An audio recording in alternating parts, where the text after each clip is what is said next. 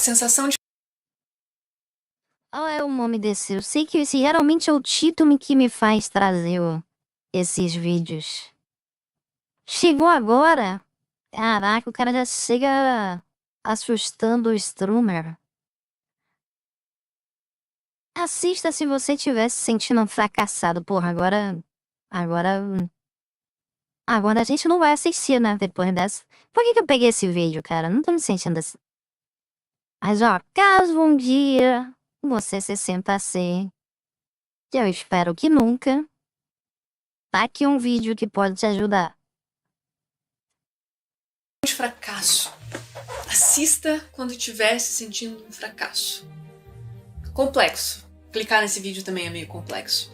E redes sociais, comparações, é difícil a gente não se sentir um fracasso o tempo todo. Eu me sinto um fracasso o tempo todo. Esses dias eu botei um reel sobre, às vezes a gente também não tá bem, eu não tô bem, e você, pô, se você não tá bem, que sabe das coisas de psicologia, das técnicas, então o que sobra pra nós? E eu fiquei tipo, caraca, ninguém tá bem, nem eu. A gente tem na psicologia diversas ferramentas interessantes pra identificar esses padrões que a gente faz de comportamentos, de baixa autoestima e sensações de baixa autoeficácia, que eu acho que aqui pega bastante a galera, né? A sensação de que a gente é capaz de fazer alguma coisa ou de que a gente não é capaz de fazer alguma coisa. Então a autoeficácia, quando ela bate marretando. E como a gente faz pra identificar os padrões, identificar o que É tipo eu quando eu tô tentando zerar algum jogo, tá ligado? É isso que bate em mim. nos traz isso, o que tá nos atingindo pra gente estar se sentindo com tanta baixa eficácia ao ponto de clicar num vídeo que diz clique se você estiver se sentindo um fracasso. Quais ferramentas Calma aí, eu cliquei na curiosidade. Eu cliquei na curiosidade. Calma, Lisa, calma. da psicologia a gente tem pra identificar e principalmente pra reestruturar? Essa é a minha missão nesse vídeo, é não só falar um pouquinho quanto que é natural a gente se sentir assim, mas eu quero que você saia desse vídeo sabendo identificar os seus padrões e principalmente o que fazer depois dessa identificação.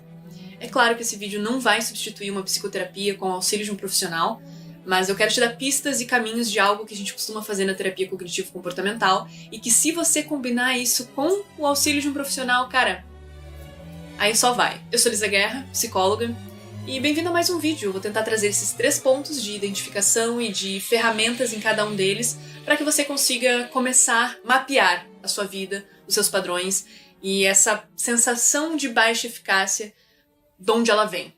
Então, bora pro vídeo. Primeiro ponto, pra gente ter uma base sólida para falar de identificação de padrões, principalmente dos seus próprios padrões, é o modelo cognitivo.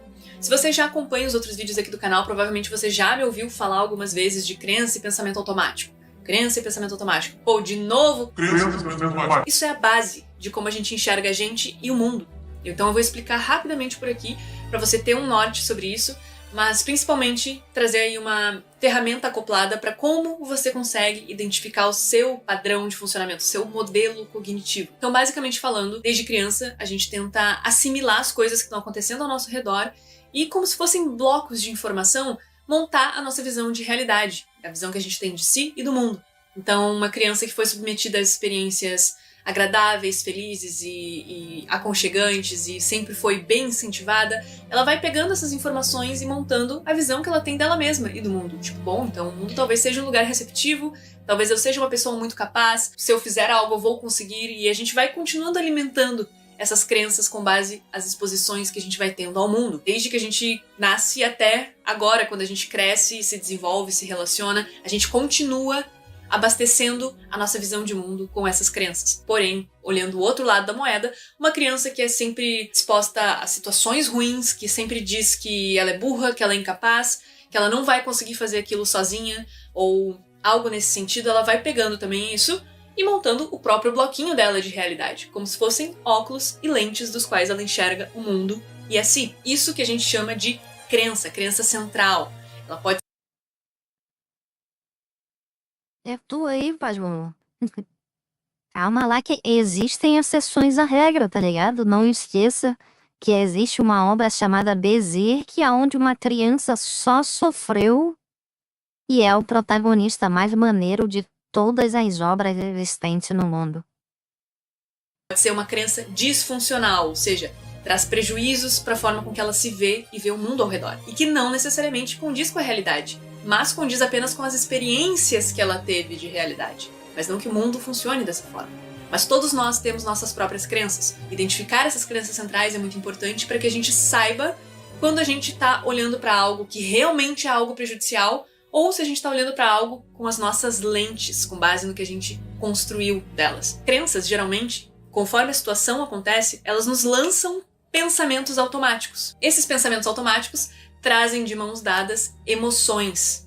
Podem ser emoções negativas. Esse aparato de coisas é o que nos impulsiona a ter comportamentos, sejam eles comportamentos funcionais ou comportamentos disfuncionais. Para dar um exemplo, para ilustrar, vou pegar um personagem que provavelmente a maioria daqui conhece, Naruto. Naruto, desde pequeno, ouviu que ele era incapaz, que ele era excluído, que ele não poderia brincar com as outras crianças porque ele era indigno, que ele tinha um demônio dentro de si, então ele era sempre excluído, deixado de lado, e ele foi pegando essas experiências e montando a visão que ele tem dele mesmo e do mundo. Vamos pegar o exemplo do exame Chunin. Foi lá, tinha a prova por escrito, pensamento automático daquela situação pode ter sido: não vou conseguir, os outros vão passar e eu não, eu nunca vou ser um ninja, eu quero ser um ninja para me provar, mas eu não vou conseguir porque eu sou incapaz de fazer isso. Então vários pensamentos automáticos vieram com base na crença que ele montou de mundo. Então esses pensamentos automáticos trouxeram emoções de frustração, ansiedade, raiva e diversas outras que podem ser acopladas a isso. Comportamento pode ser um comportamento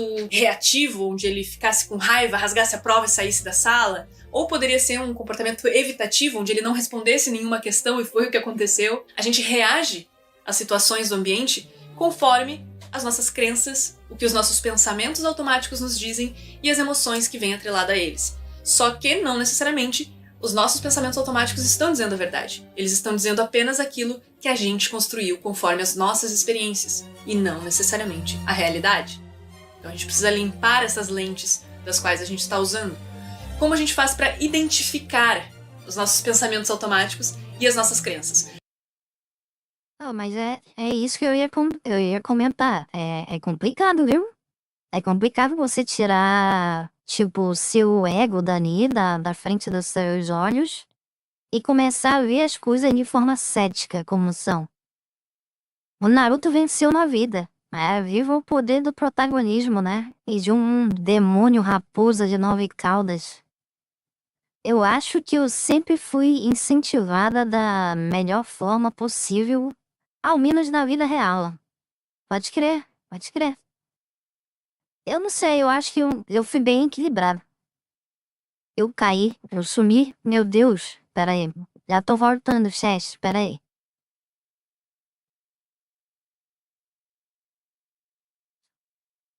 Calma aí que eu tropiquei aqui, já tô voltando. Ih, caraca, mano, só fechou o negócio aqui. Que loucura. Calma aí que eu escorreguei aqui, Chess. Tô levantando, calma aí. Caraca, mano, do nada. Isso nunca aconteceu antes.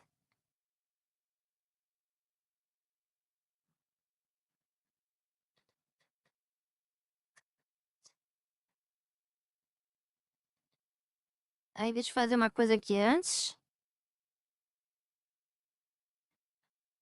Pronto. Agora eu vou aparecer aí, Chess. Voltei. Calma, eu tinha tropicado aqui. O que eu tava falando? Eu esqueci o que eu tava falando. Eu falei sobre é complicado tirar o seu ego e passar a ver com os olhos céticos, né? Falei que o Naruto... Tá, lembrei. A Gabi falou ali que ela sempre foi incentivada positivamente em vida real. E eu acho que eu fui bem equilibrado. Ao mesmo tempo que teve algumas poucas pessoas dizendo que eu era capaz de fazer certas coisas, sempre havia outras pessoas dizendo que sai daí, rapaz, desiste, não sei o que. Então, Eu tive um bom equilíbrio, eu diria. Eu tive um bom equilíbrio. Aí vem uma ferramenta interessante pra gente já dar o primeiro pontapé desse ponto, que é o RPD. Já ouvimos isso aqui antes também. Registro de pensamento disfuncional. É basicamente quando você tá sentindo alguma emoção mais quente, aquelas emoções mais indesejadas, ansiedade, raiva, rancor, coisas que você se sente desconfortável e incomodado, você anota situação que aquilo aconteceu, pensamento automático que veio em você, emoção atrelada a ele e a sua reação. Qual foi o comportamento que isso resultou? Então, olhando pro lado do Naruto, situação, exame Chunin. Pensamento automático, os outros vão passar e eu não vou passar, pois eu sou incapaz. Emoção, ansiedade. Comportamento, evitativo, ele acabou não fazendo nada, não respondendo nenhuma questão, evitando fazer a prova. Então, tá vendo? Isso é um exemplo de como o Naruto faria o RPD dele. Isso se aplica a diversas outras situações, para você fazer o seu próprio RPD, e a partir daí você vai fazendo várias vezes que você se sente mal, que você sente aquela sensação de que tem algo errado, faz o RPD. Qual o objetivo? É depois que você tem uma quantia considerável do RPD, você comece a reler o seu RPD e tente identificar padrões. Tente ver se os seus pensamentos automáticos sempre vão para o mesmo lado. Será que as suas emoções atreladas aos pensamentos automáticos sempre são as mesmas? O que é que tem de padrão nisso aqui? Será que esse tipo de situação é a situação que sempre te desencadeia pensamentos ruins? Sabendo os padrões disso, você Tudo é meio... Mas o Naruto passou sem responder nenhuma, mané. consegue pensar em estratégias mais efetivas para parar de ter esse tipo de pensamento ou tentar refutar os pensamentos de alguma forma com base na realidade. Ou então até mesmo se expor de maneira diferente àquela situação que sempre é um gatilho para você ter todos esses outros pensamentos. E é claro, para saber isso, só você na sua individualidade. Afinal, não adianta eu também trazer um resultado aqui, sendo que cada um é diferente, cada um teve experiências diferentes, construiu crenças diferentes e tem ali pensamentos automáticos diferentes. Mas a maneira de você conseguir explorar isso com maior clareza pode ser o RPD como uma boa opção. Caso você tenha dificuldade no RPD de diferenciar pensamentos automáticos de emoções, tenta lembrar que emoções é sempre aquilo que você sente, aquilo que está vindo como sensação. Já o pensamento automático é algo que você descreve, declara sobre você ou sobre o mundo. Então, caso você tenha dificuldade de fazer essa separação, para falar do pensamento, tenta se perguntar, ok, o que isso diz sobre mim ou sobre o mundo?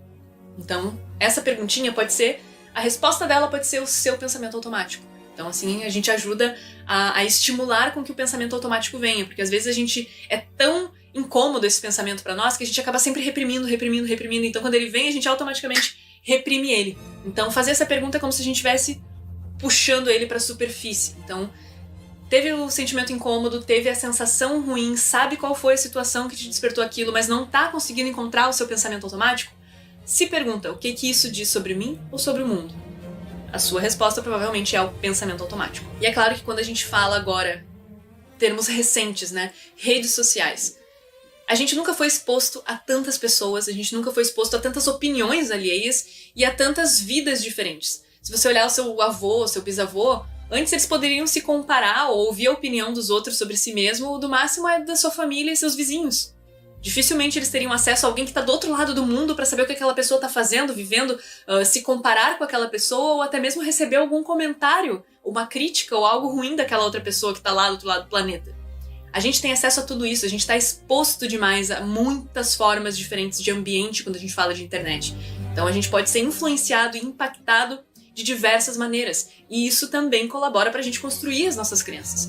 Então, esse nível tão alto de exposição, a gente nunca teve tão preparado. A gente caiu aqui de paraquedas, digamos assim. Então, é muito difícil não se afetar por isso.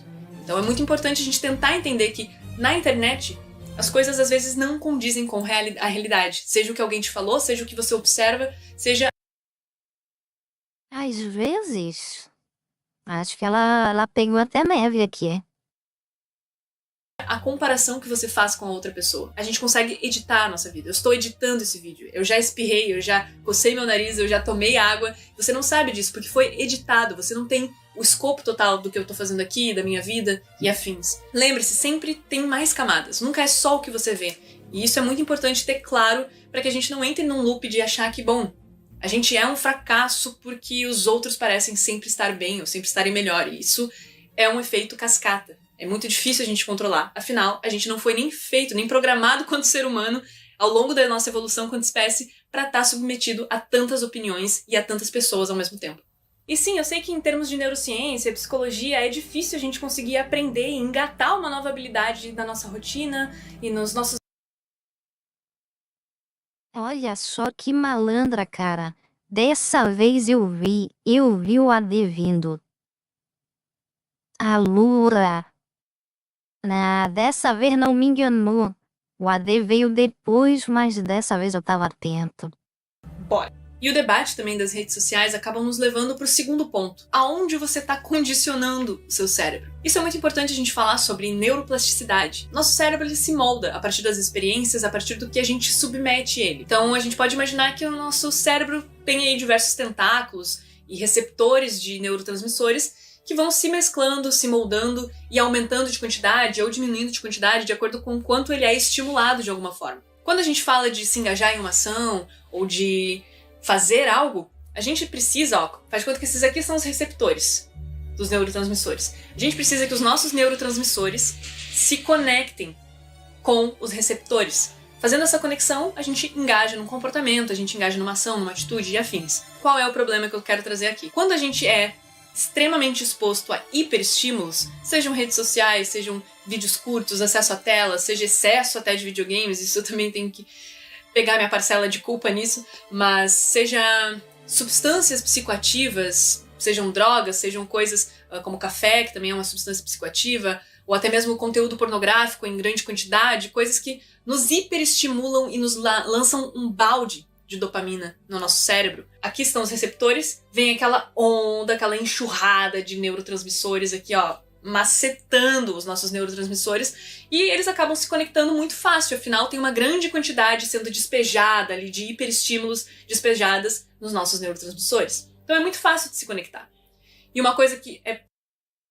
Cara, é muito ruim porque pra te se disciplinar tu tem que literalmente se punir. Tirando essas coisas de ti, tá ligado? sempre boa a gente ressaltar é que o nosso cérebro ele gasta muita energia, então ele é caro para se manter ativo.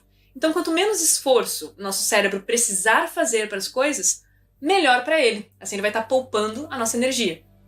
Então, o que acontece com esses neurotransmissores e esses receptores? Quando eles estão em grande quantidade aqui, os nossos receptores dizem, bom, por que eu vou ter tantos bracinhos, tá tanto aqui, se é tão fácil de eu me conectar? Olha quantas dopaminas tem aqui para eu me conectar. Logo, ele vai diminuindo, ele vai se atrofiando, ele vai diminuindo os receptores justamente pelo fato de que é muito fácil se conectar a eles. Então ele não precisa tanto esforço para se manter tão ativo. Quando você não está fazendo uma tarefa que tem hiperestímulo, quando você precisa, sei lá, estudar ou fazer o seu projeto, fazer o seu trabalho, entregar uma prova ou algo nesse sentido, aquela quantidade de dopamina do hiperestímulo não é a mesma. Você vai ter isso aqui, ó, de neurotransmissores vindo. E aí, o seu sistema de receptores já está habituado, é exatamente esse o nome, o sistema já está passando pelo processo de habituação e ele já ficou reduzido. Então agora, para se conectar com uma quantidade baixa de dopamina, vai ser muito mais difícil. Até que aí, ufa, finalmente, depois de muito esforço, conectou e aí você se engajou na tarefa. Então você tá entendendo? Aqui... eu vou dizer o que eu entendi disso aqui, tá ligado? Eu vou dizer mais ou menos o que eu entendi disso aqui. Tem o hiperestímulo, que são essas coisas que ela citou. Entre elas a pornografia, entre elas os games, entre elas vídeos curtos e tal, que te fazem se entreter muito rápido e fazem você se divertir. As drogas também, e etc. E aí você vai ter que meio que acostumar o seu cérebro a ficar super entediado, mas num nível de tédio bem elevado mesmo. Ou seja, parar de alimentar ele com esses hiperestímulos para poder ter algum estímulo com algo que você precisa, que seria, sei lá, estudar, ou então entrar no shape, ou em algum objetivo, para te ter alguma, como é que eu posso dizer? Alguma diversão no teu objetivo, tu precisa adaptar o seu cérebro a ficar entediado por um longo período. É pra ele poder gostar de qualquer merda que você faça, entendeu? Tipo, eu vou malhar, vou sentir dor ali malhando. Ele vai gostar, porque tá tão entediado que qualquer coisa vai satisfazer ele. É isso que eu entendi aqui do exercício que ela tá passando, tá ligado? De receptores. Baixa. Tem que a Gabi falando? Mas toda disciplina não vem atrás de uma autopunição? Não necessariamente. Não necessariamente. Vem uma mudança de hábito, né? Isso vai te trazer alguma dor, no caso. Não é necessariamente uma punição. Sim, é basicamente isso. De dopamina, vai ser muito mais difícil. Até que aí, ufa, finalmente, depois de muito esforço, conectou e aí você se engajou na tarefa. Então você tá entendendo? Aqui de receptores. Hiperestímulo, hiperestímulo, hiperestímulo. Seus receptores vão entendendo que eles não precisam funcionar tanto, eles não precisam estar tão ativos, vão diminuindo, diminuindo, diminuindo. Pum! Agora, qualquer atividade que não te desperte tanta dopamina, tanto prazer, tanto hiperestímulo, muito mais difícil de se conectar em menor quantidade. E aí acontece procrastinação, você perde prazer em outras atividades, fica mais difícil se engajar em coisas que antes eram legais ou até mesmo prazerosas para você, afinal você está com um sistema habituado a grandes quantidades de neurotransmissores. E agora pequenas quantidades de neurotransmissores não conecta mais. Tem como melhorar? Claro que tem como. Tentando reduzir esses hiperestímulos, porque afinal, lembra que seu cérebro é plástico, ele aumenta, diminui, ele aumenta a quantidade de bracinhos desses neurotransmissores e afins.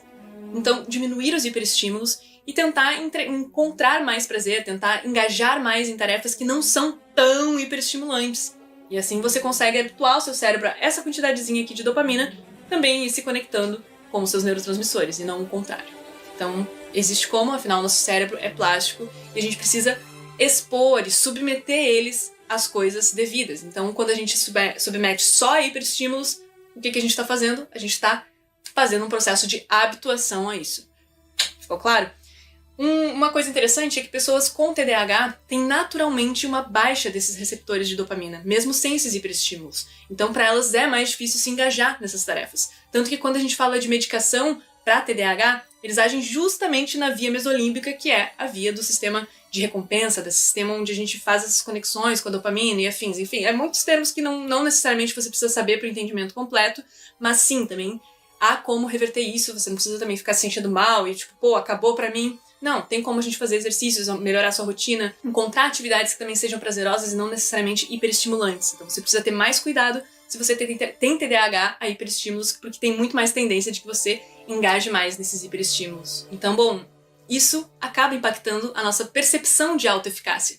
Afinal, a gente sente que não consegue se engajar, a gente não consegue levar uma atividade até o fim e a gente fica com aquela sensação de incapacidade. Mas, na verdade, a gente só estava num sistema de habituação do nosso sistema nervoso. Então, entender também que a gente precisa diminuir alguns estímulos e ficar exposto a coisas que não sejam tão estimulantes podem nos ajudar a engajar melhor, a melhorar a sua qualidade de execução nas tarefas e até mesmo diminuir a sua procrastinação.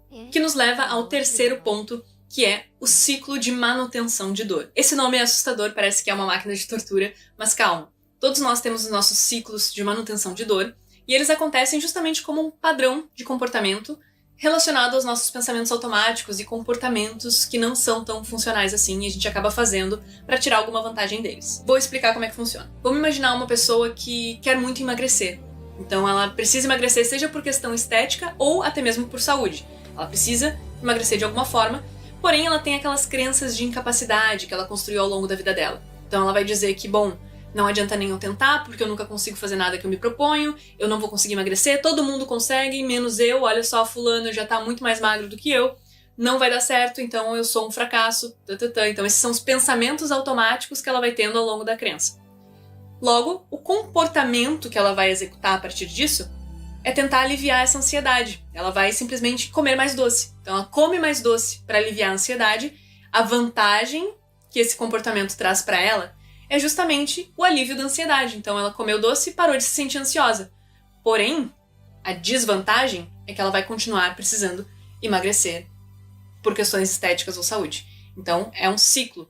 Ela se sente mal, pela sensação e pelo pensamento automático de que ela não vai conseguir, de que ela é incapaz, ela tem a emoção de ansiedade junto com isso, alivia a ansiedade comendo doces, logo, a vantagem é que ela não está mais ansiosa, porém a desvantagem é que ela vai repetir o ciclo. Pessoas que precisam estudar para alguma prova, ou concurso, ou passar numa faculdade, que possam ter essas crenças de incapacidade, ela vai sentir que, bom, não adianta nada eu estudar, afinal eu sou um burro, afinal os meus colegas já passaram e eu não, ou então eu já reprovei numa prova uma vez, então eu vou reprovar de novo nessa.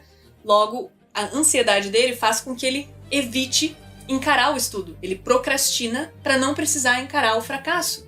Então ele fica procrastinando aquilo por um medo de fracassar, e aí a vantagem é, ele não precisou encarar o fracasso, a sensação de fracasso, porém a desvantagem é que ele não estudou, então ele não vai passar, logo vai se sentir incapaz de novo, vai evitar estudar ou fazer a prova para não ter essa sensação ruim de frustração.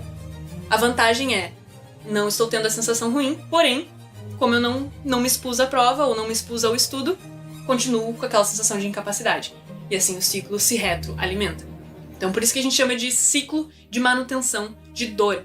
A gente tem um pensamento automático que é prejudicial, nos traz uma vantagem, que é o alívio imediato, porém a gente acaba perpetuando aquele pensamento automático. Então é um ciclo de manutenção de dor. Todos nós temos nossos ciclos de manutenção de dor, como eu estava falando, e eles às vezes nos mantêm nisso. É como se a gente estivesse com a cabeça dentro de um balde, e aí, para conseguir entender e identificar esses padrões, a gente precisa tirar a cabeça do balde e olhar de cima e pensar, talvez esse pensamento automático não condiza com a realidade, só condiz com aquele comportamento que eu tô tendo que está fazendo eu reforçar essa ideia. Como a gente faz para identificar isso? Vou deixar aqui uma tabela. Eu coloquei o exemplo da procrastinação, então botei pensamento automático, o comportamento que a pessoa teve, a vantagem que esse comportamento teve, a desvantagem que ele teve, e assim ele reproduz. Então, coloquei esse exemplo para você fazer o seu também, buscar identificar cada vez que você sente uma emoção mais quente, uma emoção mais difícil, ou que você deixa de realizar algo, ou que você realiza algo por impulso, tenta preencher essa linha e tentar ver qual é o seu ciclo de manutenção de dor. Entendendo qual é o seu ciclo de manutenção de dor, eu deixei uma segunda linha para você fazer uma reestruturação dele, ou seja, tentar ver, seja o comportamento, seja a vantagem ou a desvantagem, trocar, alterar. Eu coloquei um exemplo de como seria essa reestruturação cognitiva, essa reestruturação desse ciclo de manutenção de dor para algo que seja funcional, que te afaste desse padrão para você não repetir ele. Então é isso, é identificação e reestruturação. Eu espero que isso ajude você a ter um panorama mais amplo, seja das suas crenças, pensamentos automáticos e emoções com o RPD e quais situações te despertam isso, e o ciclo de manutenção de dor eu espero que te dê uma visão um pouco mais ampla sobre comportamentos que você tende a reproduzir para reforçar seus próprios pensamentos automáticos. Então a sensação de fracasso às vezes acaba vindo com maior frequência por esse reforço que a gente vai dando nessas ações. E, bom, eu espero que a gente consiga ser um pouco mais gentil com nós mesmos. Eu sei que a internet às vezes nos subverte, nos cospe pra gente ser cada vez mais rude, seja com o outro ou seja com nós e a nossa própria autoeficácia, mas que você tenha claro também que não é porque o seu ambiente ou as suas redes ou as pessoas ao seu redor disseram que você é de alguma forma ou fizeram você acreditar que você era de uma forma, que isso necessariamente condiza com a realidade. Às vezes é a pessoa também despejando o próprio pensamento automático em você. Mas se por acaso você realmente não, ok, mas isso condiz sim com a realidade, eu realmente sou assim, nunca é tarde para fazer a identificação e reestruturar. Então eu espero que esse vídeo seja pequenas ferramentas que te ajudem a fazer essa identificação e reestruturação desses padrões. Então, muito obrigada pela atenção de sempre e boa sorte nessa... Brambíssimo, brambíssimo. Mas é aquilo, viu, Chess? Quando muita gente diz alguma coisa sobre nós, muito provavelmente é verdade. Então, alto lá. Às vezes pode ser o caso, mas nem sempre. Interessante, ela ainda não tinha falado sobre isso nos vídeos dela, sobre essa parte aí que mostra o quanto que a gente se sabota. O live de hoje está uma aula de conhecimento. Geralmente é assim no início só. Agora a gente vai pra bagunça.